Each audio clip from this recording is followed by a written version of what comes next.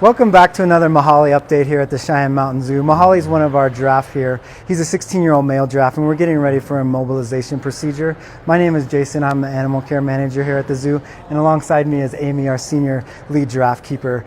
And we wanted to continue with our updates on what's been going on with Mahali. Like in previous week's updates, he's got a few medical issues that we've been updating you guys on. Those include three main things. The first one is he has fractures in both of his front feet and a little bit of arthritis associated around those front joints as well. He's got some hoof overgrowth, and then he has some sprains and possibly some ligament injuries that we want to address as well. We've noticed him in the past kind of offloading some weight there and not participating in all of his training as reliably as he's used to, and so we want to make sure that we can take care of those in an immobilization procedure. We are planning to do that immobilization tomorrow, Thursday, January 30th, and we want to give you that information as well too. So with that immobilization procedure, some of the main goals would be four things in particular. We want to be able to trim all four of his feet, and so that'll give us the great opportunity to get all four of his feet trimmed back to an appropriate level, as well as we want to be able to put glue-on shoes on both of his front feet.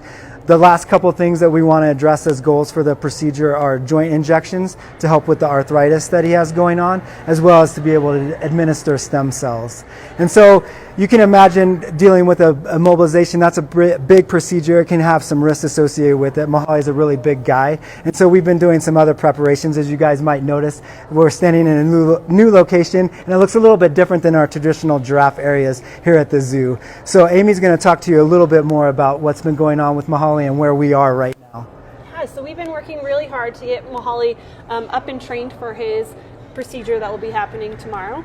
So as you guys know, Mahali's been really great at hoof care participation. We've been able to get x-rays, trim his feet for the last several years, up until recently when he stopped participating in his hoof care.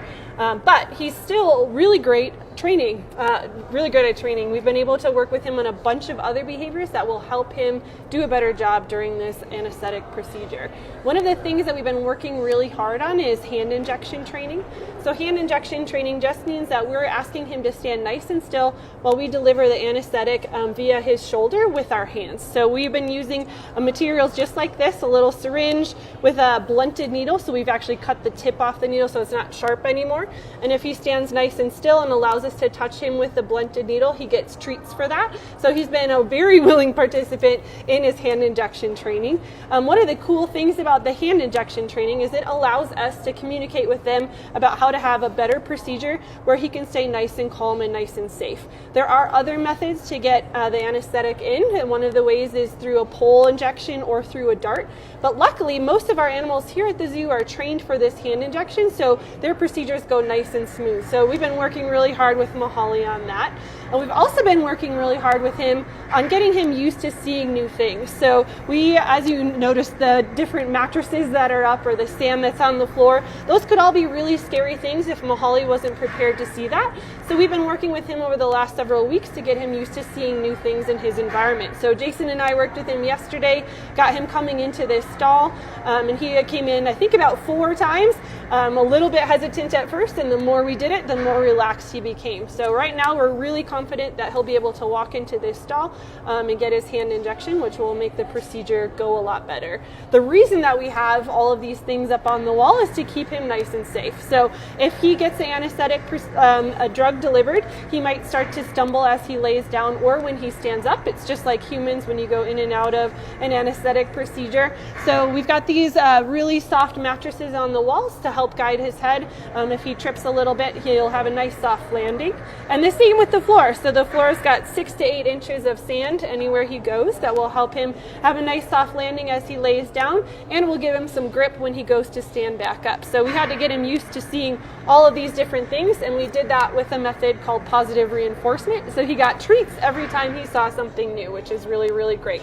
So we've been able to take care of Mahali, get him really comfortable in this stall over the last few days. We're also watching our other giraffes. So we've got 16 giraffe here in our herd, and while we're working with Mahali, we want to make sure the other 15 stay nice and safe as well.